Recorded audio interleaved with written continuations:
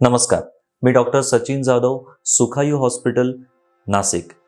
आज आपला चर्चेचा विषय आहे अंबेलिकल हर्निया आणि अंबेलिकल हर्नियाचं ऑपरेशन. अंबेलिकल हर्निया म्हणजेच बेंबीच्या आसमंतामध्ये म्हणजे बेंबीच्या आजूबाजूमध्ये किंवा अगदी बेंबीमध्ये होणारा हर्निया. तर आता आपण बघूयात आजच्या एपिसोडमध्ये आज आपल्याला काय काय बघायचं आहे. तर ते म्हणजे अंबेलिकल हर्निया म्हणजे नक्की काय, त्याची लक्षणं काय काय असतात, त्याचे प्रकार काय काय आहेत, हा अंबेलिकल हर्निया कोणाकोणाला होतो, त्याच्यानंतर याची निदान नक्की कसं पद्धतीने केलं जातं, त्याची उपचार पद्धती काय काय आहेत, ऑपरेशनशिवाय हा बरा होतो का, आणि जर ऑपरेशन करायचं असेल तर ऑपरेशनमध्ये कुठले कुठले पर्याय आपल्याकडे उपलब्ध असतात, आणि ऑपरेशन झाल्यानंतर त्याची काळजी कशा पद्धतीने घेता येते, आणि ऑपरेशनची तयारी देखील कशा पद्धतीने केली जाते. असे अनेक प्रकारचे विषय आज आपल्याला चर्चा करायचे आहेत. आता सर्वात पहिल्यांदा आपण बघूयात अंबेलिकल हर्निया म्हणजे काय. अंबेलिकस म्हणजे नाभी किंवा बेंबी. आपला बेंबीचा हा जो भाग आहे हा निसर्गतः थोडासा आपल्या गर्भावस्थेपासून म्हणजे आपण जेव्हा आपल्या आईच्या पोटामध्ये असतो तेव्हापासून डिलिव्हरी झाल्यानंतर देखील तो भाग हा निसर्गतः थोडासा कमकुवत असतो, आणि त्यामुळे बऱ्याचदा वजन वाढल्यामुळे किंवा इतरही काही कारणांमुळे, ती कारणं आता पुढे मी बघणार आहेच, तर त्यामध्ये जर तो बेंबीचा जो भाग आहे तो बेंबीच्या भागामध्ये जर कमकुवतपणा निर्माण झाला तर त्यामुळे काय होईल की पोटाच्या आतमधलं जे आतडे आहेत किंवा आतमध्ये ओमेंटम सारखे पार्ट आहेत, पोटाच्या आतमध्ये फ्लुइड्स आहेत, लिक्विड आहे, तर त्याचं बल्जिंग म्हणजे त्यामुळे फुगा निर्माण होतो. जसं तुम्ही या इमेजमध्ये बघू शकताय, आपल्या अंबलिकसच्या आजूबाजूला, बेंबीच्या आजूबाजूला एक फुगा निर्माण होतो. आणि आता आपण बघूयात त्याचे प्रकार कसे असतात. अंबेलिकस हर्नियाचे दोन प्रकार सांगितलेले आहेत आणि दोन प्रकार बघायला मिळतात. ते म्हणजे एक तर रिड्युसिबल किंवा इनकार्सिरेटेड. रिड्युसिबल म्हणजे जर आपण बोटाने तो जो भाग आहे, जो बाहेरच्या बाजूला बल्जिंग झालेला आहे, फुगा आल्यासारखा जो भाग आहे, तो दाबला असता तो जो फुगा आहे तो निघून जातो आणि पुन्हा पोट जे आहे आपलं पहिल्यासारखं प्लेन होतं आणि त्यामुळे तो फुगा नाहीसा होऊ शकतो. इनकार्सिरेटेड हर्निया याच्यामध्ये असं असतं की कितीही तुम्ही दाबण्याचा प्रयत्न केला तरीसुद्धा त्याच्या आतमधले जे पार्ट्स आहेत ते पार्ट आजूबाजूला चिकटलेले असल्यामुळे तो हर्निया जो आहे हा रिड्यूस होत नाही, तो आतमध्ये जात नाही. तर हे दोन प्रकार झाले. आणि त्याच्याचप्रमाणे एक स्ट्रँग्युलेटेड हर्निया हा मात्र अत्यंत घातक असतो. जो बल्जिंग झालेला पार्ट आहे, ज्याच्यामध्ये फुगा आलेला आहे आणि आतमधून जो भाग त्या जागेमधून बाहेर डोकावतो आहे, तो डोकावणारा जो पार्ट आहे, कदाचित ते ओमेंटम असू शकेल, लहान आतडं असू शकेल किंवा अजून कुठला शरीराचा पार्ट असू शकेल. जर त्या पार्टचा रक्तप्रवाह खंडित झाला तर त्यामुळे त्या पार्टची वायबिलिटी कमी होते, म्हणजे तो पार्ट व्यवस्थित जिवंत राहू शकत नाही आणि मग मात्र इमर्जन्सी आपल्याला ऑपरेशन करावं लागू शकतं. तर आपण बघितलं की याचे दोन प्रकार आहेत, ते म्हणजे रिड्युसिबल आणि इनकार्सिरेटेड हर्निया, आणि जर इमर्जन्सीमध्ये जर आपण एक प्रकार बघण्यात येतो तो म्हणजे स्ट्रँग्युलेटेड हर्निया. तर अंबेलिकल हर्निया होण्याची शक्यता ही वयस्कर माणसांमध्ये जास्त असते. जे वयस्कर माणसं असतात त्यांची मसल मास जो असतो, स्नायूंची जी ताकद असते, ही स्नायूंची ताकद कमी झालेली असते. आपल्या पोटाच्या भागामध्ये आपण बघतो की 6 पॅक्स असतात, तर ते जे मसल्स आपण बघू शकतो, जसं तुम्ही या इमेजमध्ये बघू शकताय, जर ते मसल्स वीक झाले तर त्यामुळे बेंबीच्या आजूबाजूचा जो भाग आहे हा कमकुवत निसर्गतःच असल्यामुळे त्या ठिकाणून आतले जे अवयव आहेत ते बाहेर डोकं वर काढतात.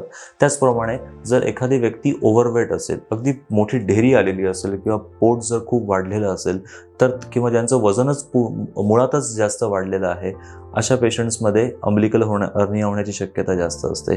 त्यानंतर एखाद्याला जर क्रॉनिक स्ट्रेनिंग म्हणजे खूप जोर लावून टॉयलेटला जाणं किंवा मग प्रत्येक वेळेस खोकणं, शिंकणं, अशा प्रकारे जर एखाद्या दुसऱ्या आजारामुळे जर पोटाच्या आतलं प्रेशर हे वाढत असेल तर अशा पेशंट्समध्ये देखील अंबेलिकल हर्निया होऊ शकतो. काही फॅमिलीजमध्ये देखील हेरिडिटरी हा अंबेलिकल हर्निया बघायला मिळतो. काही फॅमिलीजमध्ये वडिलांना असेल तर मुलांमध्ये देखील तो बघितला जातो. त्याचप्रमाणे असायटिस, जलोदर ज्याला म्हणतात, पोटामध्ये पाणी जर वाढलेलं असेल तर साहजिक पाण्याचं प्रेशर इतकं जास्त असतं, त्यात मसल्स वीक झालेले असतात, स्नायू कमकुवत झालेले असतात जलोदरासारख्या आजारामध्ये, आणि त्यामुळे बेंबीचा भाग हा बल्ज होऊन बाहेर येतो, त्याला आपण अंबेलिकल हर्निया असं म्हणतो. आणि त्याचप्रमाणे प्रेग्नन्सीमध्ये साहजिकच 9 महिन्यापर्यंत ज्यावेळेस गर्भावस्थेमध्ये पोटाचा आकार इतका जास्त वाढलेला असतो की पोटाचे जे स्नायू असतात ते स्नायू हे प्रचंड तणावाखाली असतात, ते थिन झालेले असतात आणि त्याच वेळेस नेमकं आतल्या प्रेशरमुळे बेंबीजवळचा भाग जो आहे हा कमकुवत असल्यामुळे तिथे अंबिलिकल हर्निया होऊ शकतो. आता आपण बघितलं की अंबिलिकल हर्निया हे कोणाकोणामध्ये होण्याची शक्यता जास्त असते आणि आता आपण बघूयात की त्याची लक्षणं काय काय असतात. अंबिलिकल हर्निया हा बऱ्याचदा सिम्पटमलेस, म्हणजे त्यामध्ये कुठल्याही प्रकारची लक्षणं ही बघायला मिळत नाही, म्हणजे वेदना पेशंट्समध्ये नसतात. पण बेंबीच्या आजूबाजूचा जो भाग आहे किंवा बेंबीचा जो भाग आहे तो फुगलेला दिसतो, त्या ठिकाणी फुगा आल्याप्रमाणे दिसत असतं. आणि आपण रेग्युलरली आपल्या आयुष्यात बघत असतो की बऱ्याच रुग्णांच्या किंवा बऱ्याच आपल्या नातेवाईकांमध्ये बघितलं असाल की बेंबीचा भाग हा थोडासा बल्ज झालेला असतो. पण जोपर्यंत याच्यामध्ये कुठल्याही प्रकारची वेदना निर्माण होत नाही किंवा जोपर्यंत याचे कुठल्याही प्रकारचा त्रास नसतो तोपर्यंत ऑपरेशनचा सल्ला हा घेतला जात नाही. परंतु अंबिलिकल हर्निया हा ऑपरेशनशिवाय बरा होऊ शकत नाही. जर छोटा हर्निया असेल अगदीच, म्हणजे जो गॅप आहे, जसं तुम्ही या इमेजमध्ये बघू शकताय की अंबिलिकल हर्निया होण्यासाठीचा जो पोटाच्या मसल्समधला जो गॅप आहे तो गॅप जर खूप छोटा असेल तर ऑपरेशन करण्याची विशेष काही गरज पडत नाही. परंतु जर याच्यामध्ये जर वेदना निर्माण व्हायला लागल्या किंवा जर अचानक उलट्या, जुलाब अशा प्रकारचा त्रास व्हायला लागला आणि बेंबीच्या ठिकाणी भयंकर टेंडरनेस, म्हणजे हात लावल्यावर जर दुखत असेल तर मात्र इमर्जन्सी याचं ऑपरेशन करावं लागू शकतं. म्हणजे आता आपण बघितलं की विशेष असे वेदनांसारखी काही लक्षणं नसतात, फक्त दिसताना बेंबीचा भाग हा थोडा पुढे आल्यासारखा किंवा त्या ठिकाणी फुगा आल्यासारखा दिसतो. परंतु जर त्या ठिकाणी असलेला पोटाच्या आतला अवयव जर दाबला जात असेल, त्याचा ब्लड सप्लाय जर कमी झालेला असेल तर मात्र याचं इमर्जन्सी ऑपरेशन करावं लागू शकतं. आता आपण बघणार आहोत की नक्की या अंबिलिकल हर्नियाचं निदान कसं केलं जातं. अंबिलिकल हर्नियाचं निदान करण्यासाठी सोनोग्राफी ही पुरेशी असते. अर्थात सोनोग्राफीपूर्वी सर्जन किंवा डॉक्टर ज्यावेळेस बेंबीकडे बघतात तर त्यावेळेस बेंबीला हात लावल्यानंतर जो खोलगट भाग, जर तो रिड्युसिबल हर्निया असेल, म्हणजे जो फुगा निर्माण झालेला आहे तो फुगा जर दाबून आतल्या बाजूला जर आपण पुश करू शकलो, दाबू शकलो, तर बोटाला त्या ठिकाणी एक डिफेक्ट जाणवतो. डिफेक्ट म्हणजे त्या ठिकाणी एखादा छेद असल्यासारखा आपल्याला जाणवतो, जिथून हे आतले अवयव जे आहेत हे बाहेर डोकावत असतात. तर क्लिनिकली बघितल्यानंतर, म्हणजे प्रत्यक्ष पेशंटला बघितल्यानंतरच याचं डायग्नोसिस क्लिअर झालेलं असतं. परंतु याच्यामध्ये कुठला अवयव अडकलेला आहे किंवा यामध्ये अजून दुसरे काही कॉम्प्लिकेशन्स नाहीत ना, हे बघण्यासाठी अल्ट्रासाऊंड म्हणजे सोनोग्राफी आणि पोटाचा सिटी स्कॅन हे अत्यंत महत्त्वाचे ठरू शकतात आणि त्यामुळे आपल्याला याचं निदान योग्य ते करता येतं. आणि आता आपण बघूयात की नक्की याचा उपचार कशा पद्धतीने केला जातो. जसं मी मगाशी सांगितलं की अंबिलिकल हर्निया जर छोट्या स्वरूपात असेल तर बऱ्याचदा याला उपचाराची गरजच पडत नाही. परंतु जर त्याच्यामध्ये लक्षणं निर्माण होत आहेत किंवा याचा आकार जर वाढत चाललेला आहे तर मात्र याचा उपचार करावा लागू शकतो. मग औषधांनी हा बरा होतो का? तर नाही. माझ्या ऐकिवात तरी असं एकही उदाहरण नाही की ज्याच्यामध्ये औषधांमुळे आपण अंबिलिकल हर्निया बरा करू शकलो आहे. हा सर्जिकल डिसीज आहे आणि याच्यामध्ये ऑपरेशन करणं हा एकमेव इलाज असतो. मग ऑपरेशन करत असताना देखील आपल्याकडे 2 पर्याय उपलब्ध असतात, ते म्हणजे ओपन सर्जरी आणि लॅप्रोस्कोपिक सर्जरी.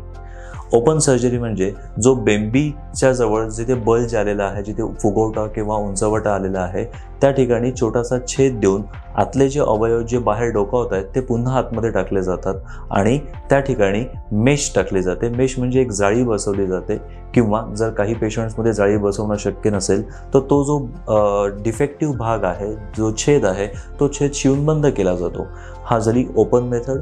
आणि लॅप्रोस्कोपिक मेथडमध्ये पोटामध्ये, जसं इतर लॅप्रोस्कोपिक सर्जरीच्या बाबतीत मी सांगितलं तसं, पोटामध्ये छेद दिले जातात. 1-1 सेंटीमीटरचे साधारण 2 किंवा 3 छेद देऊन एका छेदामधून आतमध्ये पोटाच्या आतमध्ये एक कॅमेरा आतमध्ये टाकला जातो आणि त्याच वेळेस इतर छेदामधून आतमध्ये इन्स्ट्रुमेंट्स टाकले जातात. याचा फायदा असा आहे की त्यामुळे कमीत कमी हँडलिंग आतल्या अवयवांचं होत असतं आणि लॅप्रोस्कोपिक आणि ओपन असे 2 पर्याय आपल्याकडे उपलब्ध आहेत. आणि तिसरा पर्याय जसा मी सांगितला की काही दिवस वाट बघणे. जर हा हर्निया वाढत नसेल तर ऑपरेशन करणं अत्यंत आवश्यकच आहे. असं म्हणून देखील चालत नाही. अर्थात हा निर्णय तुम्ही घ्यायचा नाही आहे, हा निर्णय तुमचे सर्जन आहेत, डॉक्टर्स आहेत, हे निर्णय तुम्हाला सांगतील. आता याच्यामध्ये आपल्याला पुढचा एक विषय हाताळायचा आहे, तो म्हणजे या ऑपरेशनचे फायदे काय किंवा तोटे काय. म्हणजे ऑपरेशन करणं फायदेशीर आहे की थांबणं फायदेशीर आहे. ऑपरेशन केल्याचा फायदा असा आहे की आज ना उद्या जर हा छेद जो आहे, ज्या ठिकाणून आतले अवयव बाहेर डोकावत आहेत, त्याची साईज वाढत गेली आणि वयोमानाप्रमाणे अजून जर मसल्स वीक होत गेले तर मात्र ऑपरेशन हे करावं लागणारच आहे. त्यापेक्षा हे ऑपरेशन जर करून टाकलं तर त्यामुळे तुमचं डे टू डे रुटीन जे लाईफ आहे ते तुम्ही अगदी 3 ते 4 दिवसामध्ये पुन्हा एकदा जगण्यास सुरुवात करू शकतात. आणि याचे रिस्क फॅक्टर्स काय काय आहेत. जर ऑपरेशन नाही केलं तर मात्र एक टांगती तलवार आपल्यावर नेहमी असते की कधी जर आतमध्ये डोकावणारा भाग आहे तो जर त्या ठिकाणी अडकला, त्या छिद्रामध्ये अडकला बेंबीजवळ, तर त्याच्यामध्ये स्ट्रँग्युलेशन होऊ शकतं. जसं मी मगाशी सांगितलं, जसं तुम्ही या इमेजमध्ये बघू शकताय की स्ट्रँग्युलेटेड हर्नियामध्ये आतल्या आतड्यांचं किंवा जो काही भाग अडकलेला आहे त्याचा ब्लड सप्लाय थांबल्यामुळे इमर्जन्सी ऑपरेशन करावं लागू शकतं आणि ते मात्र घातक किंवा जीवाला देखील त्याचा धोका निर्माण होऊ शकतो.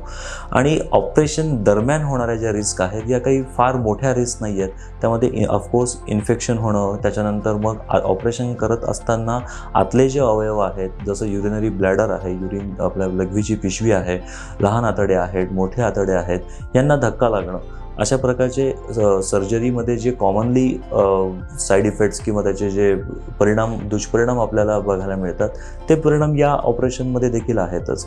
परंतु कधीही जर लक्षात आलेलं आहे की तुम्हाला अंबेलिकल हर्निया आहे तर याचं ऑपरेशन करून टाकणं हा अतिशय चांगला भाग आहे. फक्त एक मुद्दा याच्यामध्ये महत्त्वाचा मला सांगायचा आहे. जर एखादी स्त्री पेशंट आहे आणि तिला जर अंबेलिकल हर्निया आहे तर ती प्रेग्नंट असताना शक्यतो ऑपरेशन करणं हे आम्ही टाळतो किंवा प्रेग्नन्सीज पूर्ण झाल्यानंतर म्हणजे फॅमिली कंप्लीट झाल्यानंतर ऑपरेशन करणं हे कधीही श्रेयस्कर ठरतं. आता आपण बघणार आहोत की ते म्हणजे ऑपरेशन ओपन करावं की लॅप्रोस्कोपिक करावं. ओपन सर्जरी आणि लॅप्रोस्कोपिक सर्जरीमध्ये इतर ऑपरेशन्समध्ये, इतर आजारांमध्ये बरंच अंतर असतं. पण विशेष म्हणजे अंबेलिकल हर्नियामध्ये फार मोठा छेद न घेता तुमच्या छोट्याशा छेदामधून ऑपरेशन केलं जातं. ह्याला आपण ओपन सर्जरी असं म्हणतो. याचेही अनेक प्रकार आहेत.